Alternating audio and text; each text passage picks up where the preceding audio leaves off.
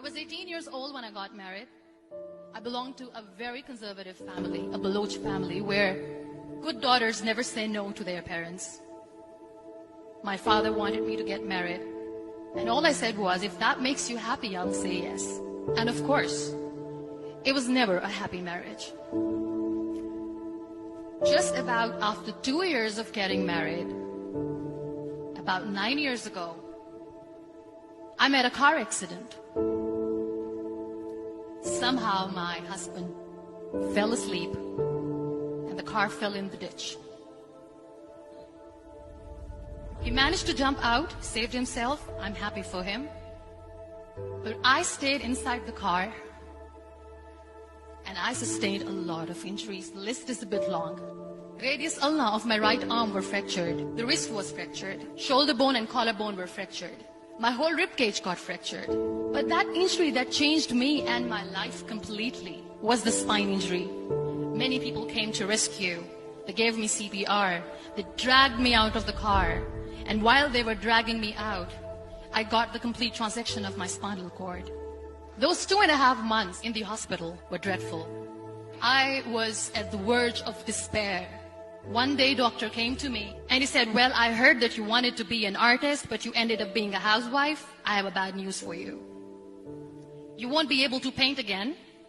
Next day, doctor came to me and said, your spine injury is so bad, you won't be able to walk again.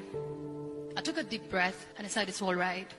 Next day, doctor came to me and said, because of your spine injury and the fixation that you have in your back, you won't be able to give birth to a child again. That day, I was devastated. I started to question my existence. Why am I even alive? So what kept me going was, one day I asked my brothers, I know I have a deformed hand, but I'm tired of looking at these white walls in the hospital and wearing these white scrubs. Bring me some colors, bring me some small canvas. I want to paint.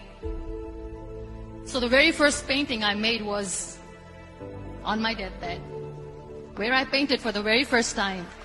What an amazing therapy it was. Without uttering a single word, I could paint my heart out. I could share my story.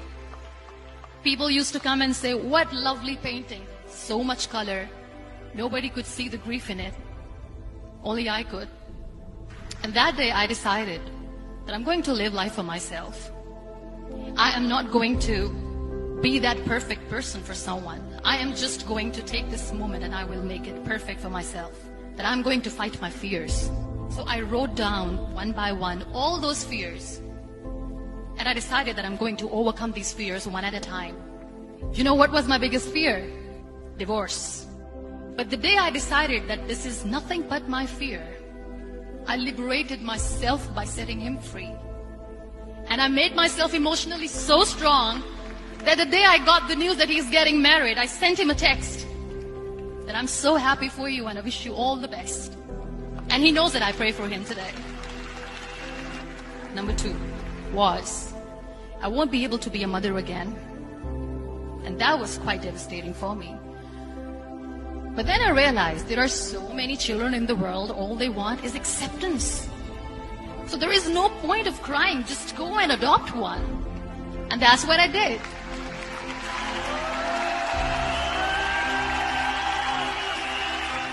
I gave my name in different organizations, different orphanages, and I waited patiently. 2 years later, I got this call from a very small city in Pakistan. I got a call and they said, are you Muniba Mazari? There is a baby boy and would you like to adopt? I could literally feel the labor pain. I said, yes, I am going to adopt him. I am coming to take him home. And that day, I was 2 days old, and today he's 6. You know, when you end up being on the wheelchair, what's the most painful thing? People think that they will not be accepted by the people because we, in the world of perfect people, are imperfects. So I decided to appear more in public. I started to paint. I have done a lot of modeling campaigns. I decided that I'm going to join the national TV of Pakistan as an anchor person. I became the National Goodwill Ambassador for UN Women Pakistan, and now I speak for the rights of women, children. I was featured in BBC 100 Women for 2015. I'm one of Forbes under 30 for 2016.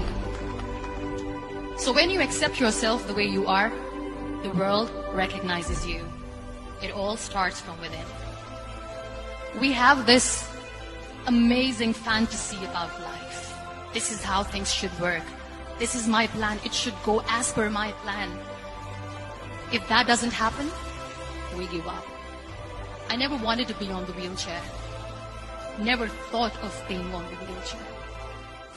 This life is a test and a trial, and tests are never supposed to be easy. So when you are expecting ease from life, and life gives you lemons, then you make the lemonade, and then do not blame life for that. It is okay to be scared. It is okay to cry. Everything is okay, but giving up should not be an option. They always say that failure is not an option. Failure should be an option, because when you fail, you get up, and then you fail, and then you get up, and that keeps you going. Embrace each and every breath that you are taking. Celebrate your life. Live it. Don't die before your death. Real happiness lies in gratitude. So be grateful, be alive, and live every moment.